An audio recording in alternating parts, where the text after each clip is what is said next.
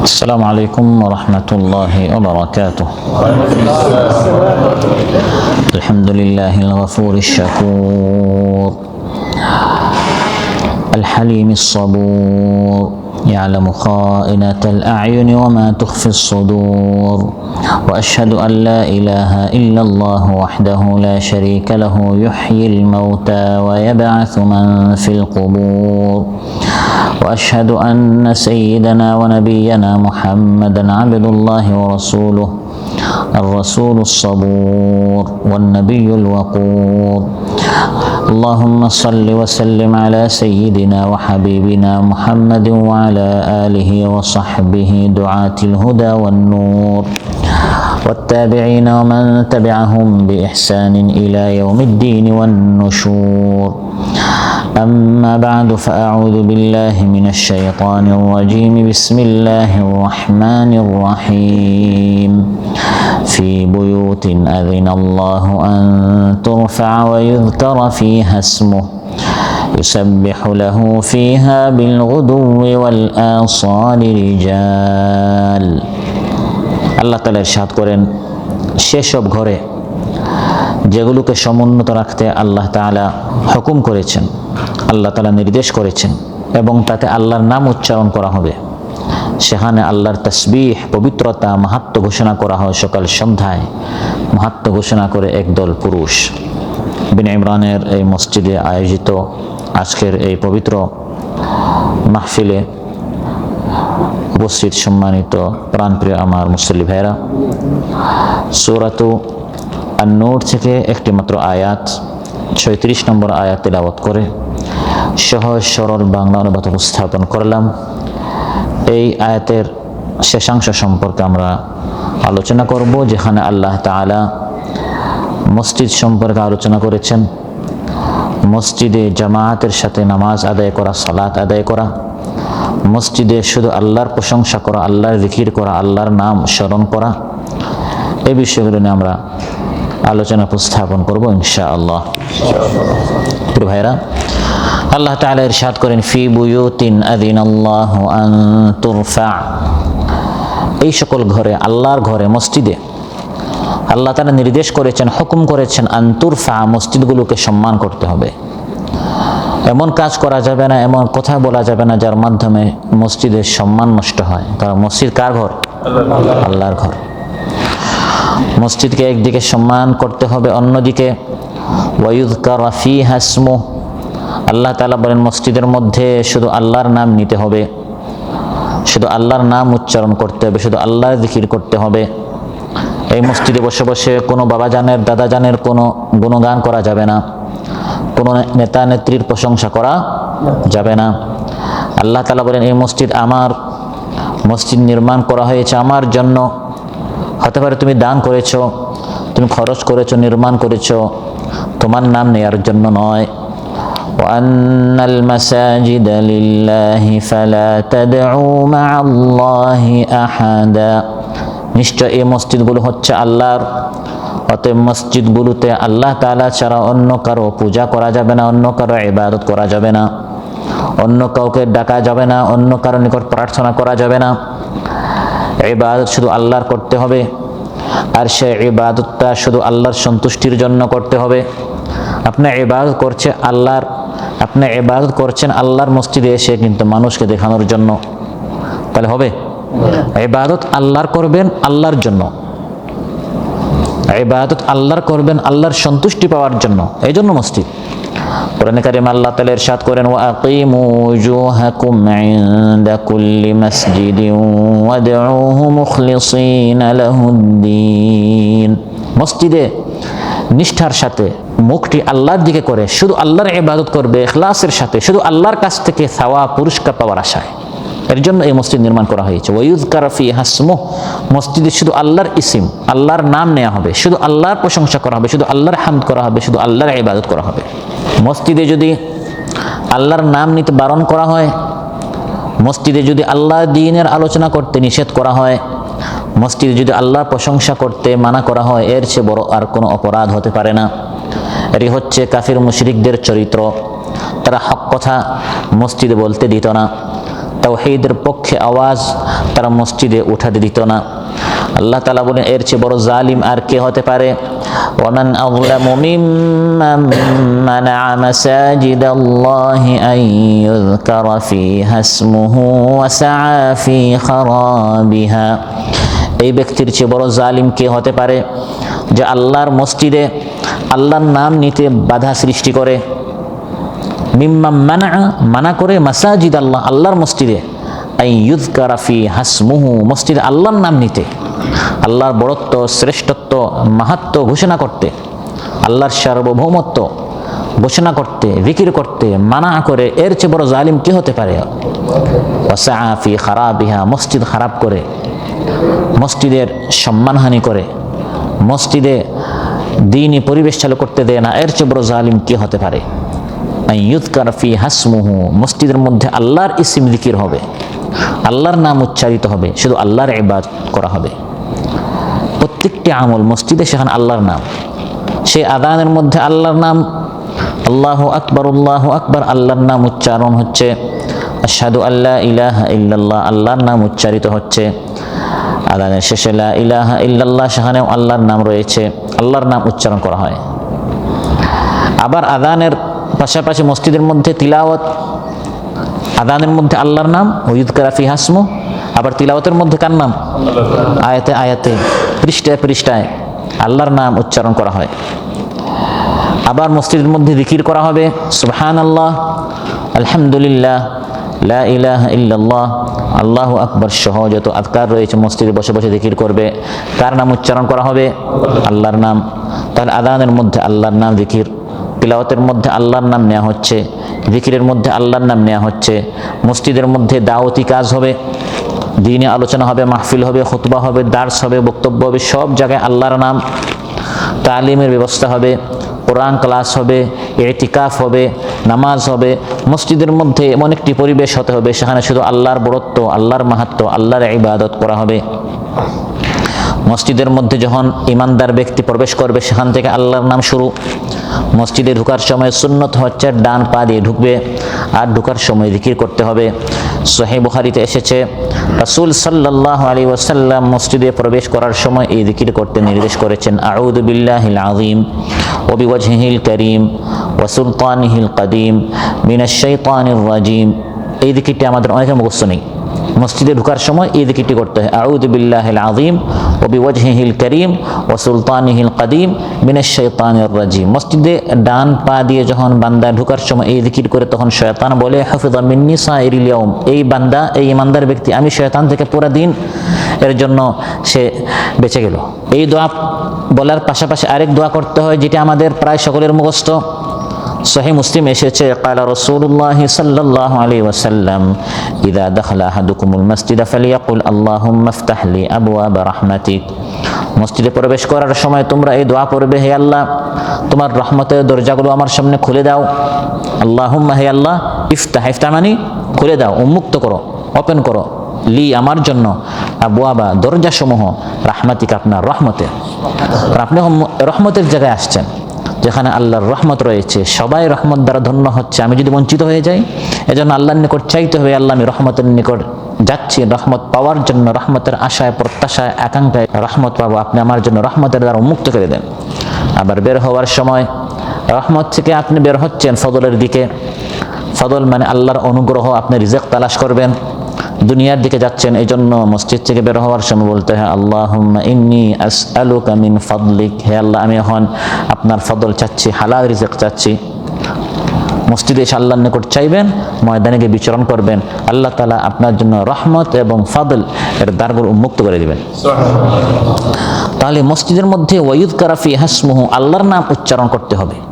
সেটি আযান, তিলাওয়াত, দাওয়াতি কাজ, তালিম, কোরআন ক্লাসের ব্যবস্থা করতে হবে মসজিদের মধ্যে, এর মাধ্যমে আল্লাহর নাম উচ্চারণ হবে। সহিহ মুসলিম এসেছে, ক্বালা রাসূলুল্লাহ সাল্লাল্লাহু আলাইহি ওয়াসাল্লাম, ওয়া মাজতামাআ কওমুন ফি বাইতিন মিন বুয়ুতিল্লাহ, যখন আল্লাহর একদল বান্দারা আল্লাহর কোনো ঘরে মসজিদে তারা একত্রিত হবে, সমবেত হবে, যেমন আজ আমরা এখানে একত্রিত হয়েছি। কর্মসূচি কি? ইয়াতলুনা কিতাবাল্লাহ, তারা আল্লাহর আয়াত তিলাওয়াত করবে, আজকের আলোচনার শুরুতে আল্লাহর আয়াত তিলাওয়াত করা হয়েছে, আলোচনার ফাঁকে ফাঁকে আল্লাহর আয়াত থেকে তিলাওয়াত করা হচ্ছে। 2 ওয়ায়াতাদারাসুনাহু বাইনাহুম, কোরআন থেকে দার্স দেয়া হবে, কোরআনের তাফসীর হবে, ব্যাখ্যা হবে, বিশ্লেষণ হবে, বোঝানো হবে। এই উদ্দেশ্যে যখন আল্লাহর কোনো মসজিদে, আল্লাহর কোনো ঘরে আল্লাহর কয়েক বান্দারা একত্রিত হবে, তখন আল্লাহ তাআলা তাদেরকে 4টি পুরস্কার দিবেন। তখন আল্লাহ তাদেরকে কয়টা পুরস্কার দিবেন? 4টি পুরস্কার দিবেন। ইল্লা নাযালাত আলাইহিমুস সাকিনা, প্রথম আল্লাহ তাআলা তাদেরকে সাকিনা, শান্তি তাদের উপর নাজিল করবেন। এখন মানুষ শান্তি খুঁজে পায় না, শান্তি এখন হেরে গেছে। মোবাইল, টাকা পয়সা, গাড়ি বাড়ি, কত কিছু মানুষ খুঁজছে শান্তির জন্য, কিন্তু শান্তি তো আর পাওয়া যায় না। শান্তি পাবেন এই সকল মাহফিলে, শান্তি পাবেন কোরআনের এই সকল পরিবেশে, শান্তি পাবেন মসজিদের এই সকল মাহাউলে। সুবহানাল্লাহ। নাযালাত আলাইহিমুস সাকিনা, তখন তাদের উপর আল্লাহর সাকিনা, শান্তি বর্ষিত হয়, বৃষ্টির মতো নাজিল হয়। ওয়া গাশিয়াতহুমুর রাহমা, এবং রহমত তখন তাদেরকে ঘিরে ফেলে। ওয়া হাফাতহুমুল মালায়েকা, ফেরেশতারা তখন তাদেরকে ঢেকে ফেলে। ওয়া যাকারাহুমুল্লাহু ফী মান ইনদা, চতুর্থ সবচেয়ে বড় পুরস্কার, আল্লাহ তাআলা তার মাজমায়ে এই সকল বান্দাদের নাম নিয়ে নিয়ে তাদের নাম আল্লাহ তাআলা স্মরণ করেন। ফেরেশতাদেরকে আল্লাহ তাআলা বলেন, জমিনে আমার বান্দার আমার নাম নিচ্ছে, সুবহানাল্লাহ সুবহানাল্লাহ বলছে, আলহামদুলিল্লাহ বলছে, আমার কোরআন থেকে আলোচনা করছে। জমিনে আমার বান্দার আমাকে স্মরণ করছে। হে ফেরেশতারা, আরশে 7 আসমানের উপর আমি এখন তাদেরকে স্মরণ করব। তাহলে মসজিদে যদি আপনি আল্লাহর নাম নেন, এই ধরনের আয়োজন করা হয়, তখন আল্লাহ তাআলা এই 4টি পুরস্কার দেন। মসজিদের মধ্যে ওয়ায়ুযকার ফীহা ইসমুহু, নাম নিতে হবে কার? আল্লাহর জিকির হবে, আল্লাহর দ্বীনের জিকির হবে, আল্লাহর দ্বীনের আলোচনা হবে, কোরআন শেখানো হবে, কোরআনের দাস হবে, কোরআন ক্লাস হবে, তালিম হবে, তারবিয়াত হবে, তাজকিয়া হবে। আর এটাই হচ্ছে রাসূল সাল্লাল্লাহু আলাইহি ওয়াসাল্লামের মিরাস। রাসূল সাল্লাল্লাহু আলাইহি ওয়াসাল্লাম এই পৃথিবী থেকে চলে যাওয়ার পর তিনি টাকা পয়সা অর্থ করি উম্মতের জন্য রেখে যান নাই। কোরআনের এই সকল আলোচনা মাহফিল, এই সকল বৈঠক, এগুলো তিনি রেখে গেছেন। যে যত বেশি এটা অর্জন করবে, সে তত বেশি মহানবী সাল্লাল্লাহু আলাইহি ওয়াসাল্লামের মিরাস রেখে যাওয়া, সে মিরাস অর্জন করেছে, সে প্রকৃত উত্তরসূরি হতে পেরেছে। তাবরানীতে এসেছে, হযরত আবু হুরায়রা রাদিয়াল্লাহু আনহু একদিন বাজারে গেলেন। আন্নাহু মাররা বিসুকিল মাদিনাতি ফাওয়াকাফা আলাইহা, মদিনার বাজারে হযরত আবু হুরায়রা গেলেন। আর গিয়ে বললেন, ইয়া আহলাস সুকি মা আজাযাকুম, হে বাজার, হে মার্কেটে আগত ভাইরা, আপনারা তো একবার ব্যর্থ হয়ে গেলেন, আপনারা তো একবারে বদনসিব হয়ে গেলেন। কি হলো? ক্বালু ওয়া মা যাকা ইয়া আবা হুরায়রা, হে আবু হুরায়রা, কি হলো আমরা এত বদনসিব কেন? তিনি বললেন, যাকা মিরাসু রাসূলিল্লাহি সাল্লাল্লাহু আলাইহি ওয়াসাল্লাম ইউকসামু আলা তাযহাবুনা ফাতাখুযুনা নসিবাকুম মিনহু, মহানবী সাল্লাল্লাহু আলাইহি ওয়াসাল্লাম তো মারা গিয়েছেন, তার রেখে যাওয়া মিরাস বন্টন করা হচ্ছে মসজিদে, আর তোমরা এই বাজারে এসেছো কেনাকাটা করার জন্য। তোমাদের মতো বদনসিব কেউ নাই, দ্রুত যাও, এই বাজার বাদ দিয়ে, মার্কেট বাদ দিয়ে, শপিং করা বাদ দিয়ে তোমরা মসজিদে যাও, সেখানে মহানবী সাল্লাল্লাহু আলাইহি সাল্লামের রেখে যাওয়া সম্পদ সেখানে বন্টন করা হচ্ছে, তাকসিম করা হচ্ছে, দ্রুত মসজিদে যাও। আইনা হুয়া, বন্টন কোথায় করা হচ্ছে? তিনি বললেন, ফিল মসজিদি, কোথায়? মসজিদে। ফাখারাজু সিরাআন, দ্রুত সবাই বাজার বাদ দিয়ে, কারণ মানুষ তো স্বার্থপর, মানুষ তো দুনিয়া চায়, তার স্বার্থ চায়। তারা সবাই বাজার মার্কেট বাদ দিয়ে মসজিদের দিকে দৌড়ে গেল। ওয়াকাফা আবু হুরায়রা তালাহুম হাত্তা রাজাউ, হযরত আবু হুরায়রা এই বাজারে তিনি তাদের অপেক্ষা করলেন, কারণ তিনি জানেন মসজিদ থেকে তারা আবার ফিরে আসবে। মার্কেটে তিনি তাদের অপেক্ষা করছেন, তারা দ্রুত মসজিদ থেকে আবার ফিরে আসলো। তিনি বললেন, মা লাকুম, তোমাদের কি হলো? তারা বলল, ইয়া আবা হুরায়রা, কাদ আতাইনাল মাসজিদ ফাদাখালনা ফীহি ফালাম নারা ফীহি শাইআন ইউকসামু, আমরা মসজিদে তো ঠিকই গেলাম, সেখানে গিয়ে তো আমরা কোনো মিরাস, ধন সম্পদ সেখানে বন্টন হতে তো আমরা দেখি না। আপনি বলেছেন মহানবী সাল্লাল্লাহু আলাইহি ওয়াসাল্লাম মারা গিয়েছেন এবং তার রেখে যাওয়া সম্পদ, তার রেখে যাওয়া আমানত, তার মিরাস নাকি সেখানে বন্টন করা হচ্ছে, কিন্তু আমরা মসজিদে গেলাম, সেখানে গিয়ে আমরা কোনো কিছু তো বন্টন হতে, তাকসিম করতে আমরা সেখানে দেখিনি। তিনি তাদেরকে বললেন, ওয়ামা রাআইতুম ফিল মসজিদি আহাদা, তোমরা কি মসজিদে কাউকে দেখোনি? তারা বলল, না, আমরা দেখেছি, কোনো কিছু বন্টন হচ্ছে তা দেখি না, কিন্তু এক দলকে আমরা সেখানে দেখেছি। তিনি প্রশ্ন করলেন, তারা মসজিদে কি করছে যাদেরকে তোমরা মসজিদে দেখেছো? তারা বলল, রাইনা কওমান ইউসাল্লুন, আমরা দেখেছি মসজিদে একদল মানুষ নামাজ পড়ছে। ওয়া কওমান ইয়াকরাউনাল কুরআন, আরেক কওম মসজিদে বসে বসে কোরআন তিলাওয়াত করছে। ওয়া কওমান ইয়াতাযাকারুনাল হালাল ওয়াল হারাম, আরেক দল মসজিদে বসে বসে হালাল হারাম, জায়েজ না জায়েজ মাসাইলগুলো তার আলোচনা করছে, দ্বীনি যে মাসাইলগুলো আছে দ্বীনের বিভিন্ন বিষয়গুলো নিয়ে তার আলোচনা করছে। তখন হযরত আবু হুরায়রা বললেন, ওয়াইহাকুম ফাযাকা মিরাথু মুহাম্মাদিন সাল্লাল্লাহু আলাইহি ওয়াসাল্লাম, তোমরা বুঝতে পারো নাই, এটি হচ্ছে মহানবী সাল্লাল্লাহু আলাইহি ওয়াসাল্লামের রেখে যাওয়া মিরাথ। সুবহানাল্লাহ, তিনি তো সম্পদ রেখে যান নাই, তিনি উম্মতের জন্য এই কোরআন রেখে গিয়েছেন।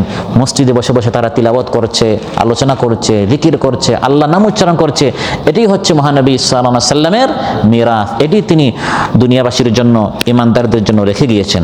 তাহলে মসজিদ নির্মাণ করার উদ্দেশ্য আল্লাহ বলছেন ওয়ায়ুযকারা ফি হাসমুহু, মসজিদের মধ্যে আল্লাহর নাম উচ্চারণ বেশি বেশি করে করতে হবে।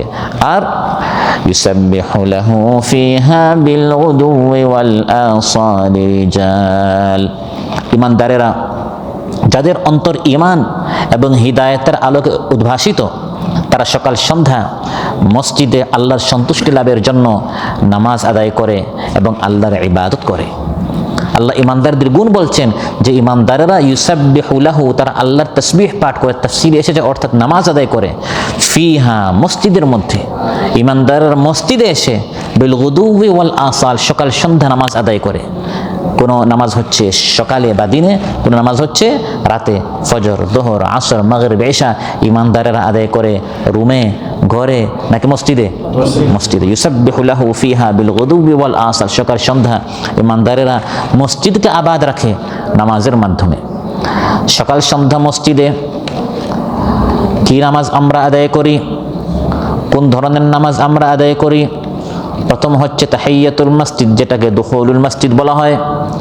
যখনই মসজিদে প্রবেশ করবেন, মসজিদের আদব হচ্ছে মসজিদের প্রবেশ করার সঙ্গে সঙ্গে 2 রাকাত নামাজ আদায় করা।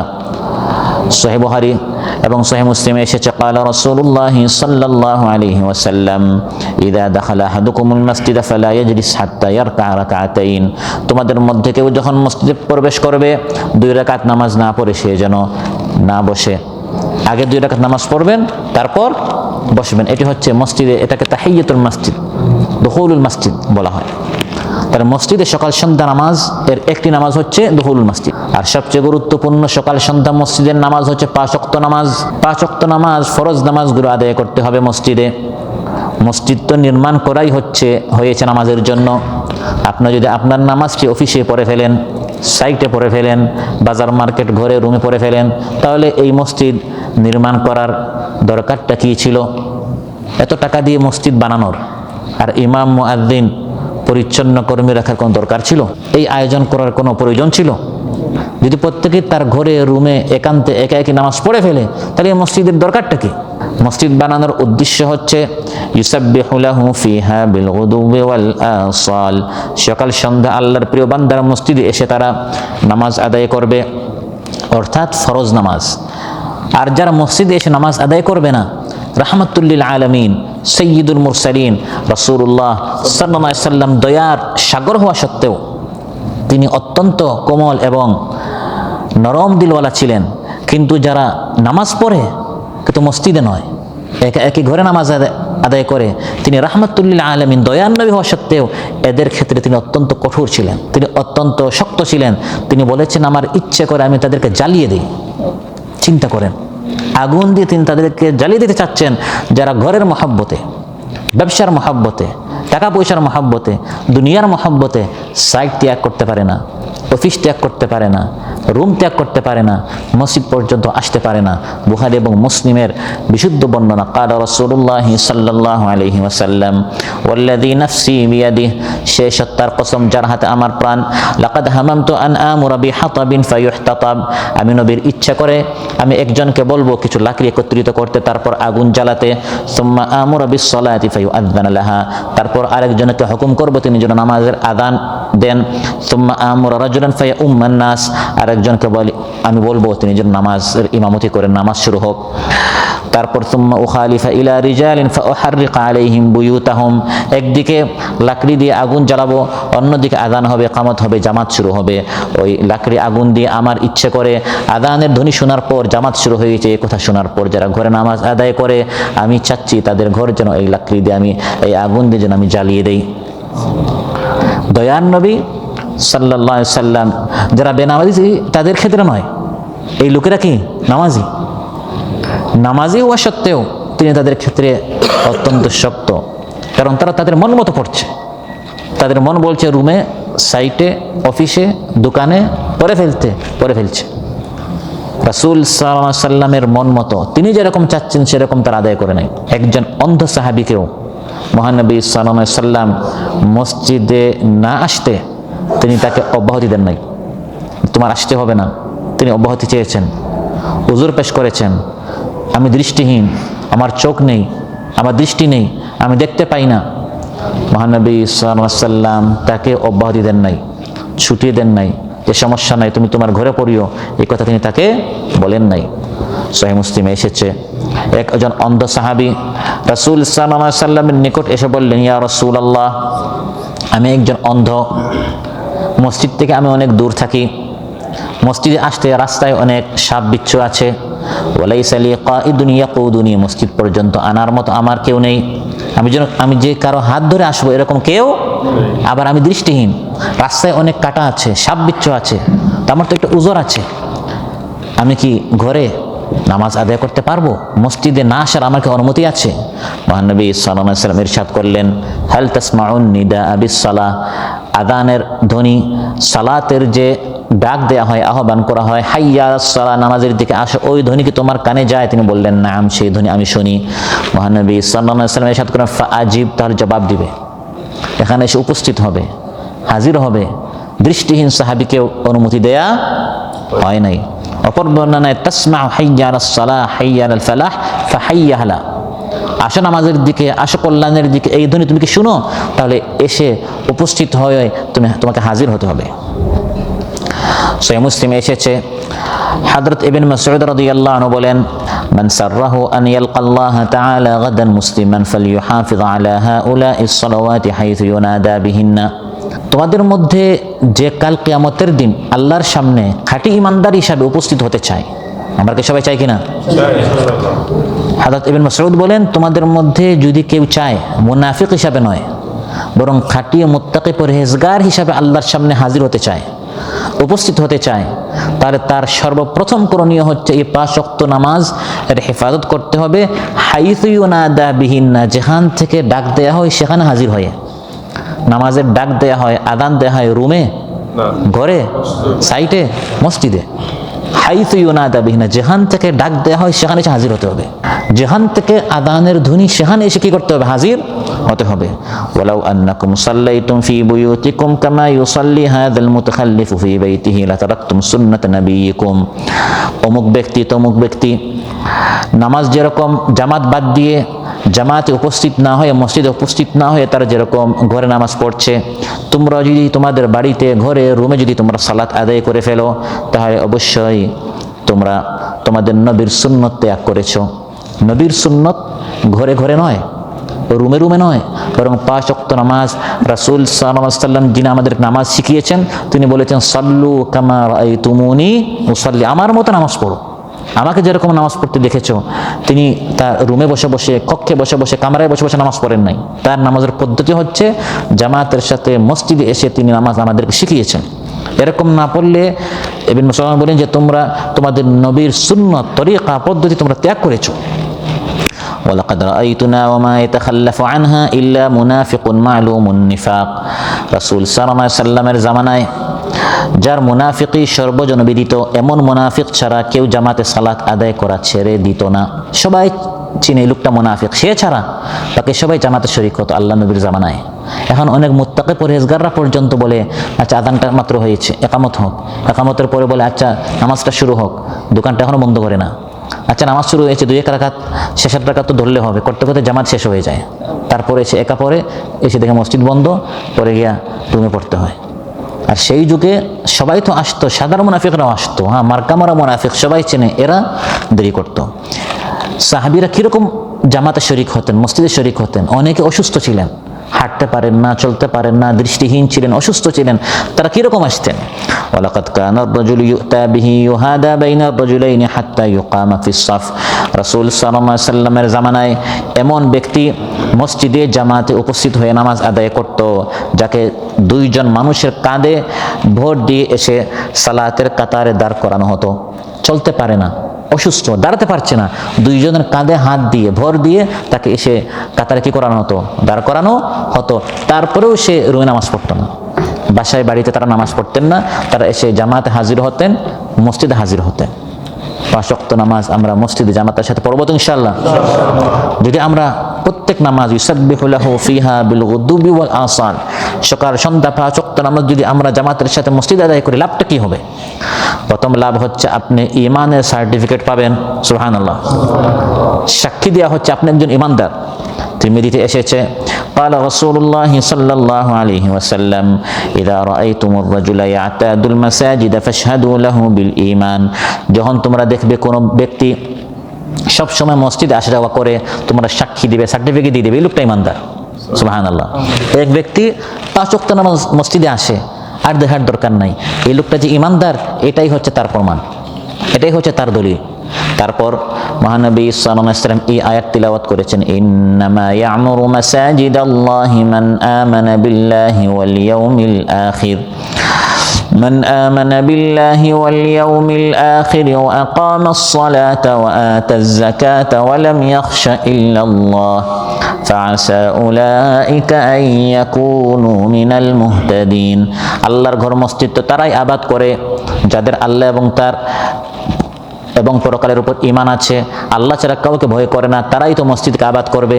তাহলে আপনি ঈমানদার বিধায় আপনি আল্লাহর ঘরকে আবাদ করেছেন, 5 ওয়াক্ত নামাজ আপনি মসজিদে জামাতের সাথে আদায় করছেন। তাহলে 5 ওয়াক্ত নামাজ জামাতের সাথে আদায় করলে প্রথম পুরস্কার হচ্ছে যে আপনি একজন ঈমানদার, এটা হচ্ছে আপনার ঈমানের প্রমাণ, আপনি সাক্ষী পাচ্ছেন। 2 নম্বর পুরস্কার হচ্ছে মসজিদে এসে জামাতের সাথে নামাজ আদায় করলে আপনি তখন আল্লাহর মেহমান হয়ে যান। কে কে আমরা অমুক বাদশার মেহমান হতে চাই, এমপির মেহমান হতে চাই, মন্ত্রীর মেহমান হতে চাই, তখন লাইনে জায়গা পাওয়া যাক না পাওয়া যাক সিরিয়ালে, তারপরেও আমরা চেষ্টা করব। কিন্তু এখানে সাধারণ কোনো বাদশা নয়, বাদশাদের বাদশা, রাজাদিরাজ, শাহানশাহ আল্লাহ তাআলার আপনি ডেইলি দৈনিক 5 বার মেহমান হওয়ার সৌভাগ্য আপনার রয়েছে যদি আপনি 5 ওয়াক্ত নামাজ মসজিদে আদায় করেন।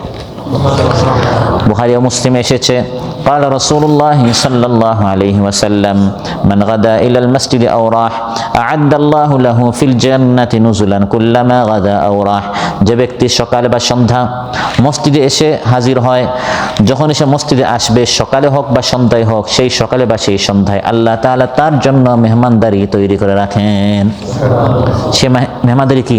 ফল ফ্রুট, চা বিস্কিট, নাস্তা না, সেটা হচ্ছে আপনার গুনাহ মাফ হবে, আপনার হায়াতের মধ্যে আল্লাহ বরকত দিবেন, আপনার সেহাতের মধ্যে বরকত দিবেন, আপনার রিজকের মধ্যে বরকত দিবেন, আপনার টেনশন অশান্তি আল্লাহ দূর করবেন, আপনাকে একটু সুখীময় জীবন আল্লাহ দিবেন। এই মেহমানদের আল্লাহ তাআলা আপনার জন্য তৈরি করে রেখেছেন, অসংখ্য অফুরন্ত নেকি আল্লাহ তাআলা আপনার জন্য প্রস্তুত করে রেখেছেন। আরেকটি পুরস্কার হচ্ছে মসজিদে এসে যারা জামাতের সাথে নামাজ আদায় করবে, কিয়ামতের দিনের প্রত্যেকটি স্টেশন হচ্ছে, প্রত্যেকটি ধাপ হচ্ছে অত্যন্ত অন্ধকার, পুলসিরাত হচ্ছে অন্ধকার, কবর হচ্ছে অন্ধকার। এই অন্ধকার মুহূর্তগুলো, স্থানগুলো, মসজিদে যে আপনি আসছেন আর যাচ্ছেন অন্ধকারের মধ্যে, কিয়ামতের দিনের অন্ধকার সমূহ আপনার এই আসা যাওয়া আলোর ব্যবস্থা আল্লাহ তাআলা করে দিবেন। আপনার এই আমলটি সেই অন্ধকারের জন্য আলো হবে। আবু দাউদ এবং তিরমিজিতে এসেছে, قال رسول الله صلى الله عليه وسلم بشر المشائين في الظلم الى المساجد بالنور التام يوم القيامه। অন্ধকার সমূহে যারা মসজিদে হাজির হয় ফজরের নামাজে, এশার নামাজে, এখানে তো সবই আলো আলহামদুলিল্লাহ, কিন্তু গ্রাম বাংলায় অনেক গ্রামগঞ্জে এখনো আছে ফজরের সময় হাত দেখা যায় না, যেখানে কারেন্টের সমস্যা, আলোর সমস্যা। সে অন্ধকার সমূহের মধ্যে যারা মসজিদে হাজির হয়, জামাতে নামাজ আদায় করে, মহানবী সাল্লাল্লাহু আলাইহি ওয়াসাল্লাম ইরশাদ করেন, এই অন্ধকারে মসজিদে হাজির হওয়ার কারণে আল্লাহ তাআলা কিয়ামতের দিন তার কোথাও কোনো অন্ধকার রাখবেন না, আমলের মাধ্যমে তার সব পথগুলোকে আলোকিত করে দিবেন। তারপর মসজিদে জামাতের সাথে নামাজ আদায় করলে আরেকটা পুরস্কার হচ্ছে এই আমলটি প্রত্যেকটি কদমে কদমে আপনি যে মসজিদে আসেন আল্লাহ তাআলা আপনার গুনাহ মাফ করেন, আপনার মাকাম উঁচু করেন। সহিহ মুসলিমে এসেছে قال رسول الله صلى الله عليه وسلم ألا أدلكم على ما يمحو الله به الخطايا ويرفع به الدرجات। আল্লাহর নবী সাল্লাল্লাহু আলাইহি ওয়াসাল্লাম বলেন, আমি কি তোমাদেরকে এমন কয়েক আমল বলে দিব যে আমলগুলোর মাধ্যমে আল্লাহ তাআলা তোমাদের গুনাহ খাতা মাফ করে দিবেন, তোমাদের মাকাম অনেক উঁচু করবেন। তারা বলল, বালা ইয়া রাসূলুল্লাহ, অবশ্যই আমাদেরকে আপনি জানাবেন। মহানবী সাল্লাল্লাহু আলাইহি ওয়াসাল্লাম ইরশাদ করলেন, কয়েকটা আমল, গুনাহগুলো মাফ হবে, আল্লাহর নিকট মাকাম উঁচু হবে। প্রথমটি হচ্ছে ইসবাগুল উযু আলাল মাকারিহ, মন চায় না তারপরে পরিপূর্ণ ওযু করা। ঠান্ডার দিন হাত কাপড় উঠাতে অনেক কষ্ট হয়, তারপরেও আরামের বিছানা ত্যাগ করে কাপড় উঠিয়ে ভালো করে, যদি আপনার হিটার না থাকে কষ্ট আরও বেশি, যত কষ্ট হোক তারপরেও ভালো করে ওযু করা, এর মাধ্যমে গুনাহ খাতা মাফ হয়। আরেকটা হচ্ছে ওয়াকাসরাতুল খুতা ইলাল মাসাজিদ, মসজিদ যত দূর হোক না কেন হেঁটে হেঁটে যাওয়া, কারণ প্রত্যেকটা কদমে কদমে গুনাহ মাফ হচ্ছে।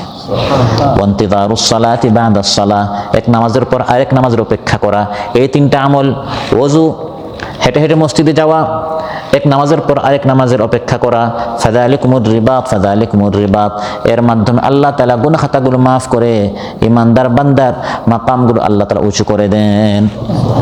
সহিহ বুখারী ও মুসলিম এসেছে, মহানবী সাল্লাল্লাহু আলাইহি ওয়াসাল্লাম ইরশাদ করেন, সালাতুর রাজুলি ফিল জামাআহ তাদউফু আলা সালাতিহি ফি বাইতিহি ওয়া ফি সুকিহি 25 দিফা, যে মানুষ যখন ঘরে বা বাজারে নামাজ আদায় করে, ঘরে বাজারে নামাজ আদায় না করে যখন মসজিদে জামাতের সাথে আদায় করে, আল্লাহ তাআলা তাকে 25 গুণ, অপর বর্ণনায় 27 গুণ বেশি সওয়াব দিবেন। একই নামাজ মসজিদে পড়লে 27 গুণ, আর ঘরে বা রুমে একা পড়লে আপনি একটা করে সওয়াব পাবেন। আপনি 1 টাকা ইনকাম করলেন, টাকা একটাই, কিন্তু এটা যদি টাকা হয় বা রিয়াল হয় বা ডলার পাউন্ড হয়, সবগুলো এক, কিন্তু মান কি নয়, সমান নয়। একজন উপার্জন করলো 1 টাকা, আরেকজন উপার্জন করলো 1 রিয়াল, আরেকজন 1 দিরহাম ইমারাতি, আরেকজন আপনার কুয়েতের 1 দিনার, আরেকজন আপনার ব্রিটেনের 1 পাউন্ড, আরেকজন আমেরিকার 1 ডলার, সবগুলো এক, কিন্তু মান কি নয়, এক নয়। একই নামাজ 4 রাকাত, ফাতিহা, সূরা, রুকু, সাজদা আপনিও করেছেন, আর যে মসজিদ পড়ছে সেও করেছে, কিন্তু দুইটার মান সমান নয়। তার 1-এ 27 হচ্ছে, 1-এ 27, 2-এ 2 27, 3-এ 3 27, ওইভাবে তার ইনকাম হচ্ছে।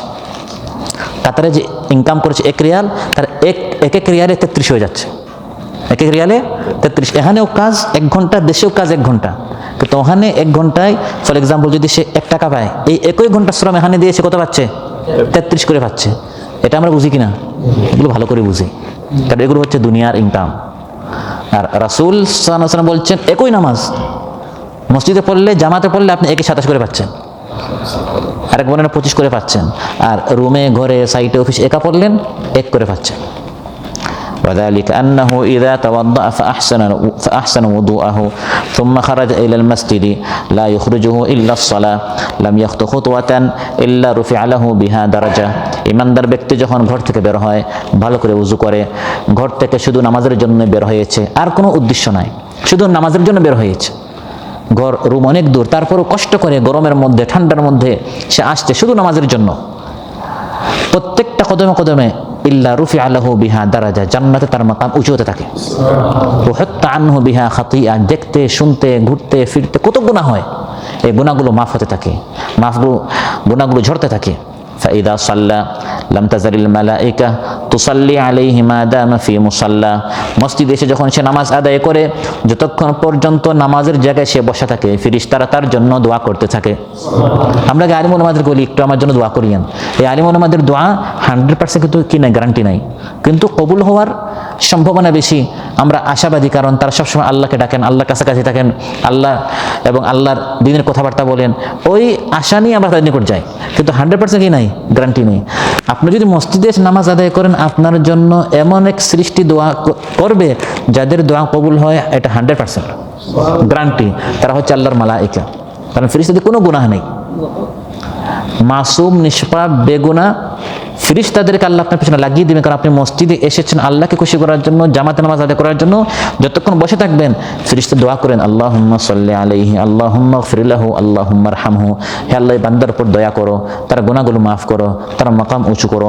ওয়ালা ইয়াজালু ফি সালাতিন মান তাযারাস সালাহ, যতক্ষণ সে মসজিদে এসে নামাজের অপেক্ষা করবে সে নামাজের সওয়াব পাবে। আপনি মসজিদে এসে দেখলেন 2 রাকাত নামাজ পরে আপনি বসে আছেন, দেখলেন এখন 10 মিনিট বাকি, এই 10 মিনিট নামাজ পড়লে যে সওয়াব পেতেন বসে বসে আপনি সে সওয়াব পাবেন। তাহলে মসজিদে আসলে লস নাকি? বসলেও সওয়াব, নামাজ পড়লেও সওয়াব, নামাজ পড়ে নামাজের অপেক্ষা করলেও সওয়াব, আর নামাজ পড়লে তো আপনি 1-27 করে পাচ্ছেন।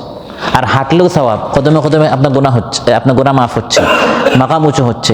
হাঁটলেও সওয়াব, বসলেও সওয়াব, অপেক্ষা করলেও সওয়াব, নামাজ পড়লেও সওয়াব, নামাজ না পড়ে অপেক্ষা করলেও কি শুধু আপনার লাভ আর লাভ। আর মসজিদ থেকে রুম দূরে হলে আমরা অনেক সময় কষ্ট পাই, যে আসতে অনেক কষ্ট, যাকে এখন রুমে নামাজ পড়ে ফিরি। বরং আপনার রুম যত দূর আপনার সওয়াব তত বেশি হচ্ছে। সহিহ মুসলিম এসেছে, কানা রাজুলুন মিনাল আনসার লা আ'লামু আহাদান আবআদা মিনাল মাসজিদি মিনহু, একজন আনসারী সাহাবী, তার চেয়ে কারো ঘর মসজিদ থেকে দূর ছিল না, তিনি সবচেয়ে দূরে ছিলেন। ওয়া কানাত লা তুখতিউহু সালাহ, তার কোনো নামাজ মিস হতো না। মসজিদের নববী থেকে এই আনসারীর ঘর সবচেয়ে দূরে ছিল, ঠান্ডা হোক, গরম হোক, বৃষ্টি হোক, ঝড় তুফান হোক, কখনো তার এক ওয়াক্ত নামাজ জামাতে মিস হতো না। আমরা তাকে বললাম, লাউ ইশতারাইতা হিমারান, আপনি একটা গাধা কিনে ফেলেন, আসতে যেতে আপনার সহজ হবে। বিশেষ করে গরম, এই আরব দেশে গরমের কারণে আপনার কষ্ট হচ্ছে, বৃষ্টির সময় কষ্ট হয়, অন্ধকার কষ্ট, একটা গাধা কিনে ফেলেন। তিনি বললেন, না, আমি চাই আমার ঘর আরও দূরে হোক। মা ইয়াসুরুনি আন্না মানজিলি ইলা জানবিল মসজিদ, আমার এটা পছন্দ আমার নয় যে আমার ঘরটা মসজিদের কাছে হোক, বরং আমি দূরে চাই। কারণ ইন্নী উরিদু আন ইউকতাবা লি মামশায়া ইলাল মসজিদ ওয়া রুজুই ইযা রাজাতু ইলা আহলি, আমি চাই আমার ঘরটা দূরে থাকার কারণে মসজিদে যে আমি 5 ওয়াক্ত আসি, প্রত্যেকটা কদমে কদমে যেন আল্লাহ বেশি বেশি আমার গুনাহ মাফ করে দেন, বেশি বেশি যেন আমার মাকাম উঁচু। এখন যদি আমার 10 কদম হয় তাহলে 10টা গুনাহ মাফ হবে, 20 কদম হলে 20টা গুনাহ মাফ হবে, 100 কদম হলে 100 আমার গুনাহ মাফ হবে, 100 দরজা আমার উঁচু হবে। এই কথা যখন মহানবী সাল্লাল্লাহু আলাইহি ওয়াসাল্লাম শুনলেন, তিনি ইরশাদ করেন, কাদ জামা আল্লাহু লাকা যালিকা কুল্লা, তুমি যা চেয়েছো আল্লাহ তোমাকে তা দিয়ে দিলেন। প্রিয় ভাইরা, তো বোঝা গেল যার ঘর রুম যত দূর, এটা জামাত মিস করার কোনো অজুহাত নয়, বরং এটা জামাতে আসার জন্য এটা আপনার জন্য আরো বেশি সুবর্ণ সুযোগ। কারণ আমার আপনার গুনাহ অনেক বেশি হচ্ছে, এবং আবার আমরা তওবা ইস্তেগফার করছি না, শয়তান আমাদেরকে ভুলিয়ে দিচ্ছে। তাহলে এই যে আসতে যেতে আমার কদম বেশি হচ্ছে, জন্য আমার সওয়াবও কি হচ্ছে বেশি হচ্ছে, গুনাহ খাতা বেশি মাফ হচ্ছে। বুখারী মুসলিম এসেছে, ইন্না আ'যামান নাসি আজরান ফিস সালাতি আবআদুহুম ইলাইহা মামশান ফাআবআদুহুম, মসজিদে এসে যারা নামাজ আদায় করে সবচেয়ে বেশি সওয়াব হচ্ছে যার ঘর রুম বেশি দূর, যে যত বেশি দূরে তার সওয়াব তত বেশি। ইউসাব্বিহু লাহু ফিহা বিল গুদুবি ওয়াল আসালি রিজাল, আলোচ্যতে আল্লাহ তাআলা বলেন যে সকাল সন্ধ্যা আল্লাহর বান্দার মসজিদে এসে নামাজ আদায় করে। আপনার রুম যদি মসজিদের কাছে হয় আর ঘরে রুমে নামাজ আদায় করেন, এক বর্ণনা হচ্ছে আপনার নামাজ হবেই না, আরেক বর্ণনা হচ্ছে নামাজ হলেও আপনি একটা কবিরা গুনাহ করেছেন।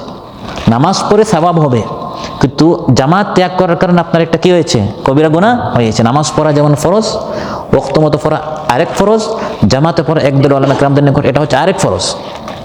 দারকুতনিতে এসেছে, লা সালাতা লিজারিল মসজিদ ইল্লা ফিল মসজিদ, মসজিদের প্রতিবেশীর মসজিদ ছাড়া তার কোনো নামাজ হতে পারে না।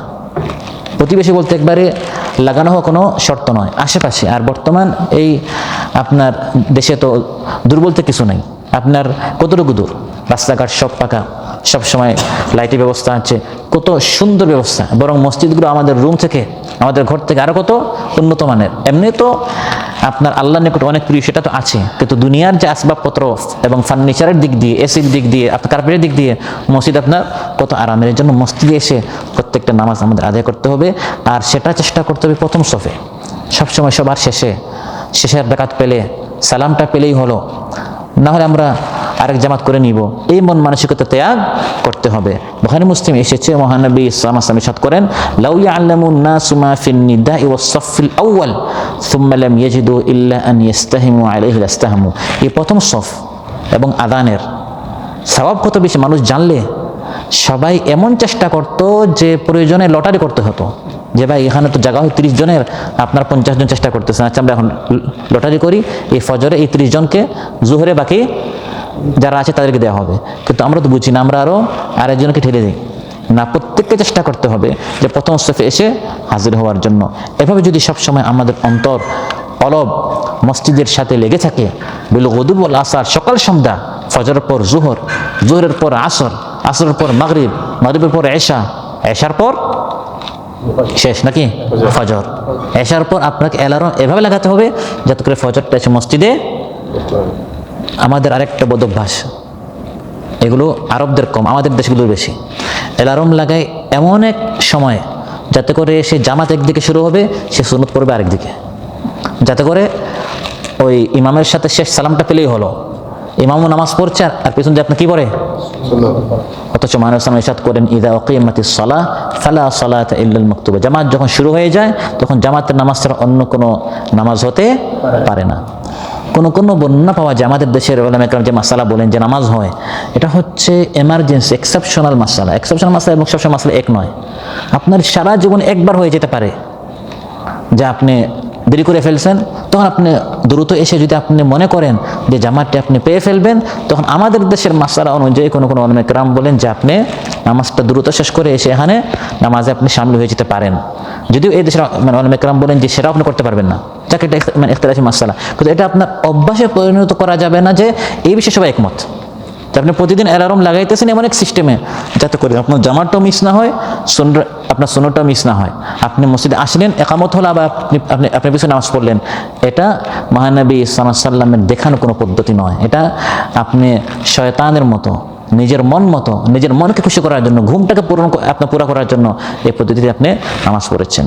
এই ইমানদারদের গুণ হচ্ছে এক নামাজের পর আরেক নামাজের তারা তাদের দৈনিক রুটিনটা, শিডিউলটা তারা ওই রকম বানায় যাতে করে আমার এক ওয়াক্ত নামাজ কি না হয়, মিস না হয়। যে 7 দল আল্লাহ তাআলা আসে নিজে ছায়া দিবেন, এর মধ্যে এক দল হচ্ছে ওয়ারাজুলুন কালবুহু মুআল্লাকুন বিল মাসাজিদ। একদল মানুষ তাদের কলবটা সবসময় মসজিদের সাথে লেগে থাকে। সুবহানাল্লাহ। ইযা খারাজা মিনহু হাত্তা ইয়াউদা ইলাইহি, মসজিদ থেকে বের হলে সে টাইমটা দেখে যে আপনার ফজর কয়টায়, 3:23। তাহলে ওই 3:23 অনুযায়ী সে তার আপনার অ্যালার্মটা, ঘুমের রুটিন, ওঠার রুটিন, নাস্তার রুটিন, এই সবগুলো আমাদের রুটিন হয় ডিউটি কেন্দ্রিক। আমাদের রুটিন হয় ডিউটি, ব্যবসা বাণিজ্য, চাকরি কেন্দ্রিক। একজন ইমানদারের রুটিন হতে হবে কি কেন্দ্রিক, নামাজ কেন্দ্রিক। আমার সব মিস হবে কিন্তু আমার নামাজটা যেন কি না হয়, মিস না হয়। রুম থেকে বের হলাম, দোহাই যাব, আলহুর যাব, বা আমি বকরায় যাব, আচ্ছা যাই, নামাজ যদি পাই পড়লাম, না পারলে একবারে এসে মাগরিব এসা রুমে পড়বো। তাহলে আপনি কাজকে অগ্রাধিকার দিয়েছেন না। ঘর থেকে রুম থেকে বের হবেন কোথাও আপনি যাওয়ার জন্য, দোহায় বা আলখুরে বা কোনো একটা সফরে, তখন আগে দেখবেন যে এখন আপনি বের হচ্ছেন, ফজরটা কোথায় পড়বেন, জোহরটা কোথায় পড়বেন, মসজিদে জামাতের সাথে আপনি পড়তে পারবেন কিনা। এভাবে ইমানদার ব্যক্তি তার রুটিনটা সাজাবে। আল্লাহ সুবহানাহু ওয়া তাআলা আমাদের সবাইকে আমাদের জীবনের সবচেয়ে গুরুত্বপূর্ণ যে আমল নামাজ সম্পর্কে এবং নামাজটা যে মসজিদে জামাতে পড়তে হয়, যে আমরা আলোচনা করলাম, আমাদের সবাইকে আল্লাহ তাআলা আমল করে তৌফিক দান করুন। জীবনের প্রত্যেকটা নামাজ যেন শেষ নামাজ পর্যন্ত আমাদের জীবনের সুস্থতার সাথে, জামাতের সাথে, মসজিদে ওয়াক্ত মতো যেন আমরা পড়তে পারি। আল্লাহ তাআলা আমাদের সবাইকে তৌফিক দান করুন। আমাদের পরিবারের সবাইকে, স্ত্রী সন্তান সহ সবাইকে যেন আমরা নামাজি বানাতে পারি, আল্লাহ ওয়ালা যেন আমরা সবাই হতে পারি। আল্লাহ তাআলা আমাদের সবাইকে তৌফিক দান করুন। আসসালামু আলাইকুম ওয়া রাহমাতুল্লাহি ওয়া বারাকাতুহু।